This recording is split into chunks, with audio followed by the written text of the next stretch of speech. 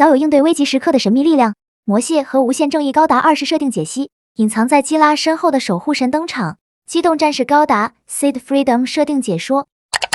机体型号 ZGMFMM07 魔蟹是奥布曙光社于CA75年基于扎夫特的水陆两用机动战士开发而来的机体。该型机体从外形看上去就跟扎夫特的水下机动战士存在着诸多相似的地方。其最大特点就是整体造型显得比较粗壮且圆滑，这样魔蟹就像其他水下机动战士一样，有利于自身在水下展开作战。为此，在魔蟹的2个手臂上装备了可在水下使用的 YD5M 型反装甲利爪。该武装在启动后，外观会呈现出红色的状态，其原理是通过电热产生的高温来增加对目标的破坏力，能像光束剑一样对敌方的机动战士造成重大伤害。而且该武装不只在水下环境使用，魔蟹依靠这反装甲利爪也能在陆上与其他机动战士展开近战，加上魔蟹本身就具有极强的机动性能，这让魔蟹所表现出来的战斗力并不比其他高性能机动战士逊色。同时，为了进一步增加魔蟹的火力打击能力，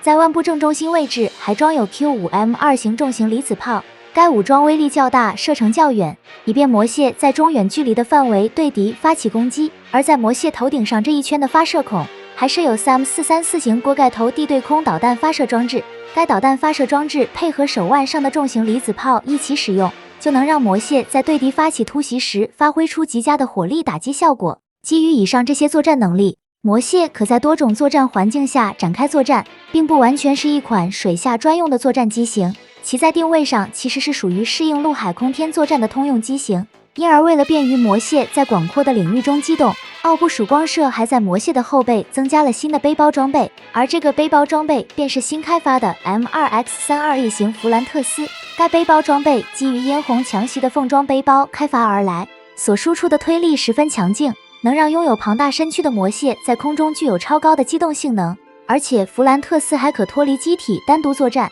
这样就能像无限正义高达的命运01型背包那样，随时单独出击去发挥对敌方突袭攻击的作用。所配备的武装分别是2门 MAM50E3F 型高能远程加农炮，2座 AIM1913D 型天蝎座空导弹发射装置，在4个机翼上还各安装了 MAR259 型光束剃刀。该武装带有枪模式和斩击模式这2种攻击方式，用于覆盖从近到远去打击不同目标的战斗需要。必要时，这些武装可跟魔蟹的打击装备一起对敌发起火力打击，由此进一步提升魔蟹对敌的攻击密度，从而大幅度增强了魔蟹的火力打击能力。对比扎夫特服役过的水下机动战士，火力上的差距已经是千差万别。而除了以上武装之外，奥布的曙光社还准备了另一款装备供魔蟹使用，而这个装备便是型号为 AMGSX18P 的骁骑艾弗里德。该装备在定位上属于是多用途的支援型机动兵器，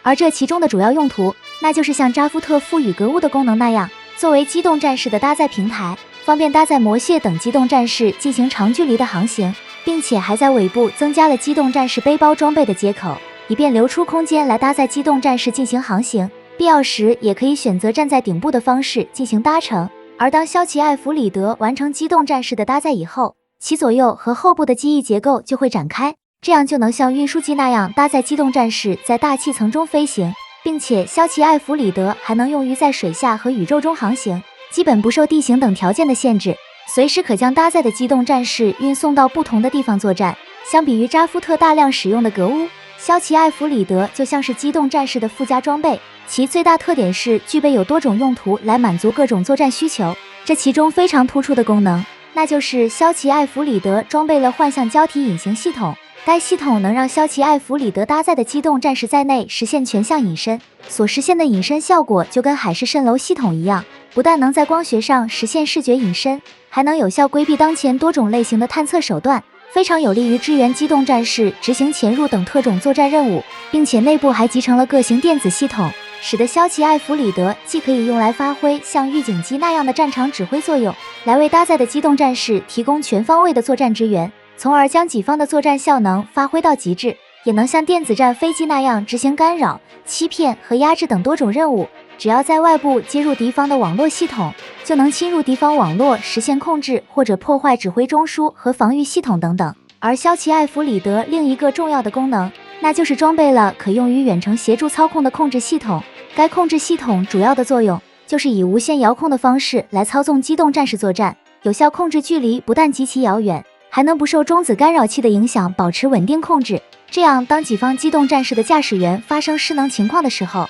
就可以通过这个控制系统来接管机动战士的控制权，由此维持机动战士的运作，实现安全返回。甚至该控制系统还能用于支援作战，在一定程度上能够避免己方驾驶员的心智在被敌方干扰后所带来的影响。可见，骁骑艾弗里德所装备的控制系统是极其的强大。此外，骁骑艾弗里德还装备有各种武装，其中在正面安装了2门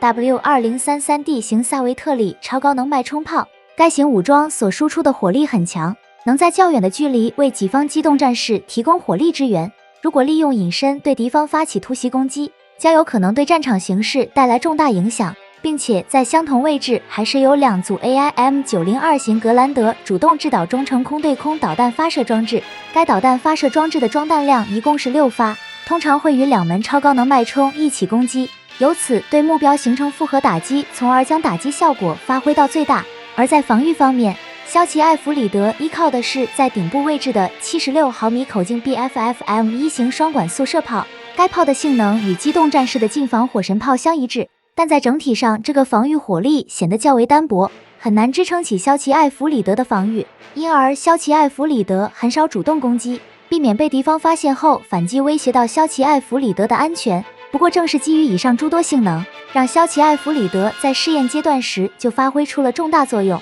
当时奥布的曙光社共制造了2架骁骑艾弗里德，这其中首架原型机就提供给了终端机组织，由阿斯兰和美林2人一起负责操作使用。于是他们依靠骁骑艾弗里德所具备的强大性能，对此时的新兴国家 Foundation 王国展开了调查活动。而就在 Foundation 王国在欧亚联盟的边界设下陷阱，准备一举消灭由基拉率领的 Compass 组织时，早已通过骁骑艾弗里德潜入 Foundation 王国的阿斯兰和美林，成功赶在基拉被对方给予致命一击之前，驾驶魔蟹阻止了对方接下来的攻击，让基拉得以在飞升自由高达被击破后幸存了下来，并在 Foundation 王国发射的核导弹爆炸之前，顺利通过骁骑艾弗里德将基拉等人从 Foundation 王国安全撤离。而有所可惜的是，作为 Compass 组织总裁的拉克斯被 Foundation 王国拐走，他在乘坐穿梭机飞离地球后就被囚禁在了 L3 位置的阿尔特弥斯要塞当中。之后，基拉和阿斯兰为了救出拉克斯，便在 Compass 组织对 Foundation 王国发起决战的时候，让骁骑艾弗里德带着强袭自由高达2世向阿尔特弥斯要塞进发，然后趁着对方派出机动战士去迎战强袭自由高达2世的时候，利用隐身能力作为掩护，成功潜入到了阿尔特弥斯要塞的内部。很快，在骁骑艾弗里德对其内部进行火力打击，引起混乱的时候，负责操作电子系统的美玲也顺利地控制了阿尔特弥斯要塞，趁对方还没有及时反应，就关闭了要塞的所有闸门和隔离门。这不但使得 Foundation 王国失去了要塞的控制权，还投放了哈罗机器人在要塞内部各处释放出催眠气体，让要塞内部绝大多数守备人员在吸入催眠气体后陷入昏迷，失去了战斗力。就这样为基拉救出拉克斯发挥出了决定性的作用。可见骁骑艾弗里德在这场战斗中的性能表现可谓是淋漓尽致。接着随着这场决战进入到高潮阶段，修拉塞尔彭坦驾驶的毁灭抓住机会，对基拉发起了密集短针攻击，给予致命一击，但还是被及时赶到的阿斯兰驾驶的魔蟹所挡住，让基拉得以逃过一劫，成功与拉克斯驾驶的荣耀捍卫者完成了对接。而阿斯兰驾驶的魔蟹在承受毁灭的密集短针攻击之后，也露出了魔蟹外壳之下的真正面目，其内部隐藏的真正形态便是型号为 ZGMFX19EM2 的无限正义高达2世。该型机体是奥布曙光社在无限正义高达的基础上改进而来，之所以要将无限正义高达2世改造成魔蟹的模样，就是为了避免被外界察觉到无限正义高达2世的存在，以便阿斯兰代表终端机组织展开秘密调查行动。虽然从外观看上去，这架新改进的无限正义高达2世跟原来相比并没有什么太大的变化，像 VPS 装甲、多重目标火控系统、反中子干扰设备和核动力引擎这些都有在无限正义高达2世上应用，但各方面的性能都已经得到了大幅度提升。这其中所发生的变化，首先就是驾驶舱采用了全周天的结构设计，使得驾驶员的视野和态势感知能力都得到了大幅度提升。而更多变化则体现在了武器装备上，像安装在小腿两端位置的光束角刀，由原来的 MRQ-15A 型格里芬光束刃换成了 MMISEM7 型雷电光束刃，使用方式则跟原来的一样，也就是在机体做出踢腿动作时，通过在膝盖和脚部之间输出的光束来对目标造成伤害。按照上次弥赛亚战役时无限正义高达与命运高达的战斗情况来看，光束角刀在强化机动战士的近战能力方面具有重大作用。而在机体腰部的两把近战用的武器，由原来的 MAM02G 型超级蝎虎座光束剑换成了 MAM03D 型尖锐蝎虎座光束剑。该武器在强袭自由高达2式上也有装备，除了常规的使用方式之外，驾驶员还能根据自己的喜好将这两把光束剑组合成双头长戟形态使用。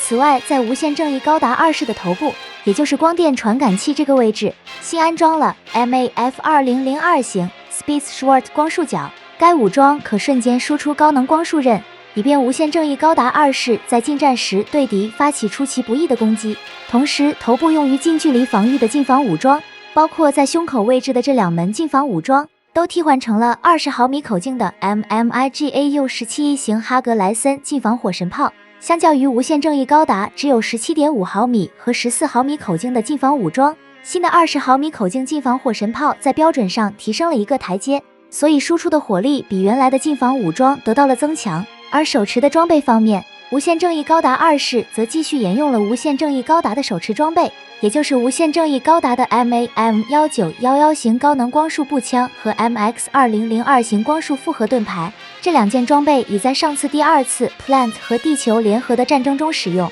各方面的性能表现都已经达到最优的水平，足够去应对当前绝大部分潜在的作战对象。后来为了对付 Foundation 王国机动战士的 FT 装甲，额外在机体的后腰多携带了一把试制35式改磁轨步枪，由此来补充无限正义高达2式在实弹攻击能力方面的不足。这样在遭遇到使用 FT 装甲的机动战士时，通过切换使用试制35式改磁轨步枪就能有效打击对方。然后就是在魔蟹后背上装备的弗兰特斯，同样也在本体无限正义高达2式上继续使用，由此来代替上次大战损失掉的命运01型背包，其性能表现已在魔蟹上得到充分验证，完全可以跟无限正义高达2式相互配合，发挥出强大的战斗力。这在 Compass 组织和 Foundation 王国进行的决战中，让阿斯兰对阵强大对手修拉塞尔彭坦时完全没有陷入劣势。尽管修拉塞尔彭坦作为协调者还可以依靠读心能力在战斗中提前熟悉对方攻击路数来取得优势，